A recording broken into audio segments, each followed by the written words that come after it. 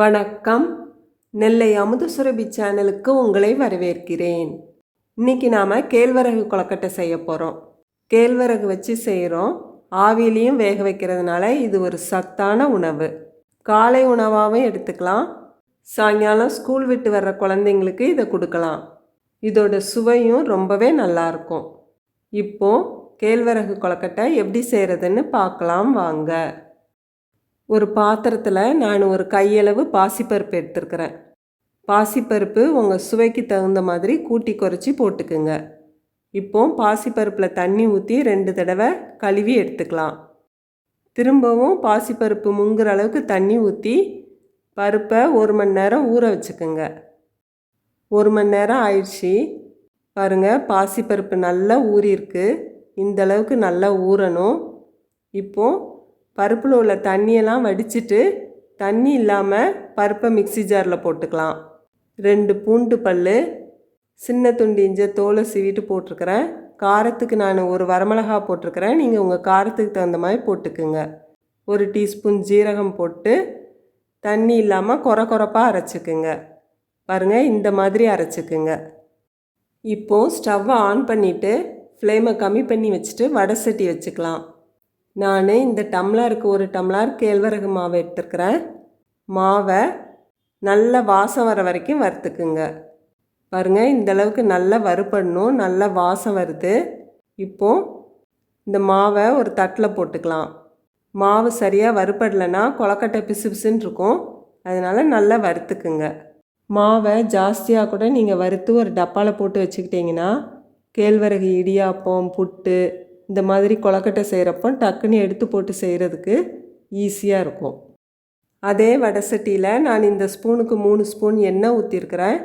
எண்ணெய் காஞ்சதும் 1.5 டீஸ்பூன் கடுகு, 1.5 டீஸ்பூன் உளுந்தம்பருப்பு, 1.5 டீஸ்பூன் கடலைப்பருப்பு போட்டு கடலைப்பருப்பும் உளுந்தம்பருப்பும் நல்லா செவக்க வறுபட்டதுக்கப்புறம் நான் கொஞ்சம் சின்ன வெங்காயத்தை சின்ன சின்னதாக கட் பண்ணி வச்சுருக்கிறேன். அதையும் போட்டுக்கலாம்.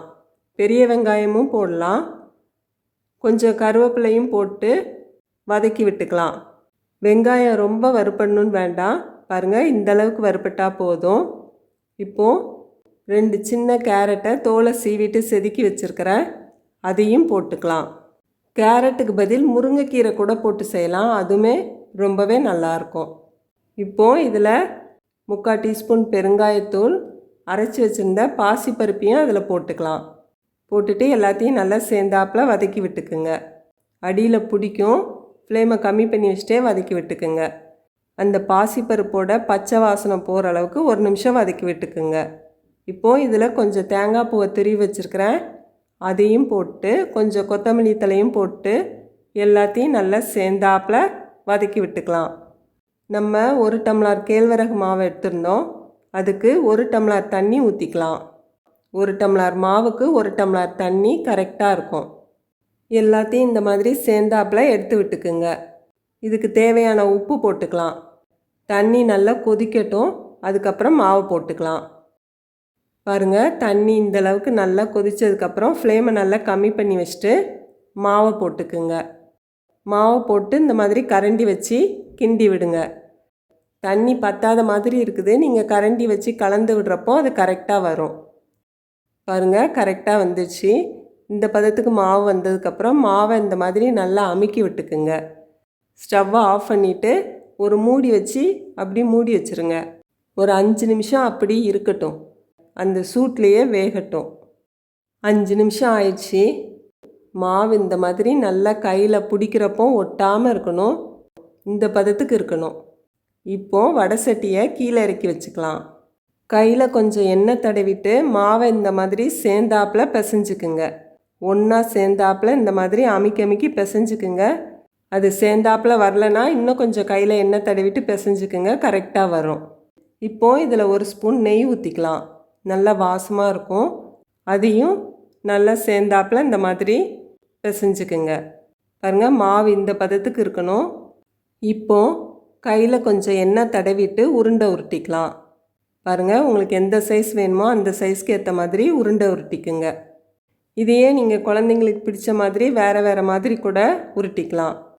கேழ்வரகுல நிறைய சத்துக்கள் இருக்கிறதுனால வளர்கிற குழந்தைங்களுக்கு கேழ்வரகை வச்சு வாரத்தில் ஒரு தடவையாவது ஒரே மாதிரி தோசை மட்டும் செஞ்சு கொடுக்காம வேறு வேறு மாதிரி செஞ்சு கொடுக்குறப்போ அவங்க விரும்பி சாப்பிடுவாங்க.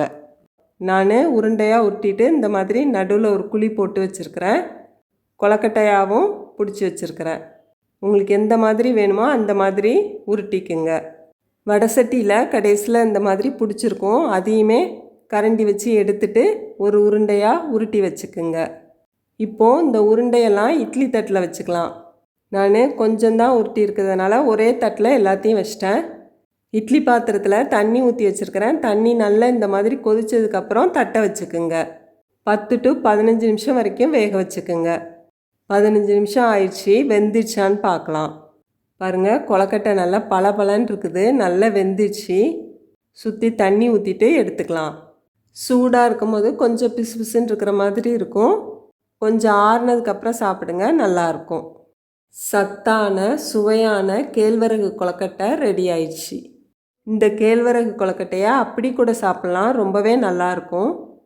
தொட்டுக்க தேங்காய் சட்னி, தக்காளி சட்னி, வெங்காய சட்னி இந்த மாதிரி வச்சு சாப்பிட்றப்போ இன்னமுமே ரொம்ப நல்லாயிருக்கும். இதே மாதிரி நீங்களும் செஞ்சு பாருங்கள். செஞ்சு பார்த்துட்டு எப்படி இருக்குன்னு கமெண்ட் பண்ணுங்கள். இந்த வீடியோ உங்களுக்கு பிடிச்சிருந்ததுன்னா லைக் பண்ணுங்கள். நெல்லை அமுத சுரபி சேனலுக்கு சப்ஸ்கிரைப் பண்ணுங்கள். நன்றி, வணக்கம்.